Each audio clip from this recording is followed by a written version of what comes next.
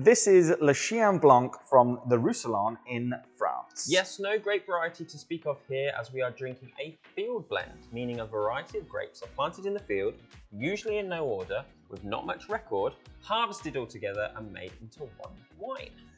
So, not what we're used to then when it comes to looking at wine. Is that something that's new? No, quite the opposite actually. Field blends are a more traditional way of growing and making wine. The idea being that as different grapes do better in different weather conditions, you hedge your bets by having a decent variety growing across the field. That way, whether it's a particularly hot year or a particularly cold year, there's always going to be a consistent crop.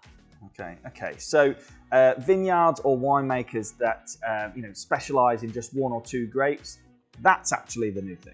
Yes, that's right. Having what we call a single varietal wine is actually a fairly modern concept, something that came in with the rise of New World wine regions. However, it leaves them open to risk. If you have the perfect temperature or climate to grow, say, Sauvignon Blanc, and then one year it's freakishly hot, the Sauvignon will suffer.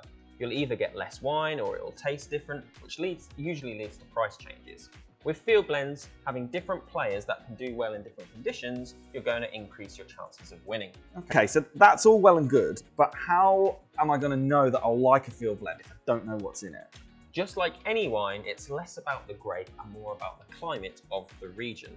This is the warmest part of France, and the ABV of this wine shows that 13.5%, these grapes have soaked up the southern sun and ripened up fully, creating lots of sugars to mostly turn into alcohol. Great, but also create rich tropical fruit flavors. It's the heat of this part of France that creates a pretty full-bodied white wine. Yeah, I mean, you can definitely taste the extra weight in this one. The body is how it feels in the mouth, isn't it? Like the difference between skimmed and full-fat milk. There's definitely a thicker kind of texture to it. So what am I eating with this one then? This is a big white wine, so it could probably handle a bit of pork, perhaps some herby chops or a bit of belly with like a creamy sauce. Oh, I'm all over that. Cheers. Cheers.